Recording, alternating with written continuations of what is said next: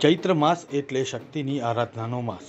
અમદાવાદના નવાપુરા સ્થિત જૂના બહુચરાજી માતાના મંદિરેથી એક એવી પરંપરા નીકળી છે જે છેલ્લા 350 વર્ષથી અવિરત ચાલુ છે। આ કોઈ સામાન્ય સંઘ નથી, પણ અતૂટ શ્રદ્ધા અને ભક્તિનો જીવંત પુરાવો છે।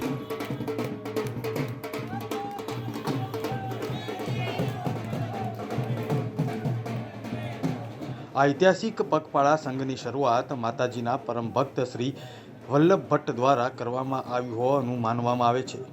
ગરમી હોય કે કપરા રસ્તા, આશરે 200 જેટલા શ્રદ્ધાળુઓ ખુલ્લા પગે ચાલીને શક્તિપીઠ બહુચરાજી સુધી પહોંચે છે।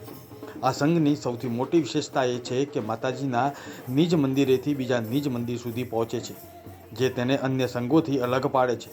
યાત્રીઓ 5 રાત્રિ સુધી કઠિન નિયમોનું પાલન કરીને ઉપાસના કરે છે અને છઠ્ઠા દિવસે માતાજીના ધામ પહોંચીને ધજા અર્પણ કરે છે।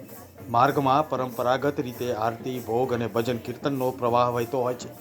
વર્ષો વીત્યા, પેઢીઓ બદલાઈ, પણ મા બહુચર પ્રત્યેની આ આસ્થા આજે પણ એટલી જ અડગ છે। નામ હર્ષ છે।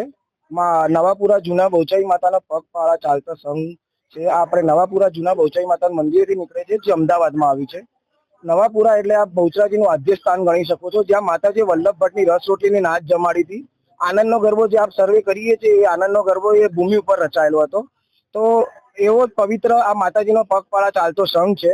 આ આજથી 350 વર્ષ જ્યારે વલ્લભ ભટ્ટ નવાપુરામાં થઈ ગયા, ત્યારથી પગપાળા સંઘ આશરે નીકળતો આવે છે। એવું કહી શકાય કે જ્યારે માતાજીના નવરા નોરતા ચાલતા હોય ચૈત્ર મહિનાના, અને એના પછી વલ્લભ ભટ્ટને માતાજીના દર્શન કરવાની ઈચ્છા થતી હતી, તો એ નવાપુરાથી પગપાળા ચાલતા સંઘ લઈને નીકળતા હતા, જે ઉઘાડા પગે નીકળતા હતા। અને એમને ભક્તિ શક્તિ રસપદ માળામાં આનો ઉલ્લેખ કરેલો છે કે પંચરાત્રિ આપણે બહાર કરવી જોઈએ અને છઠ્ઠા દિવસે આપ માતાજીના દર્શન કરો ત્યારે તમારી જાત્રા પૂર્ણ થાય। તો આ સંઘ એ જ પરંપરાગતથી આજે બી વર્ષોથી ચાલતો આવે છે।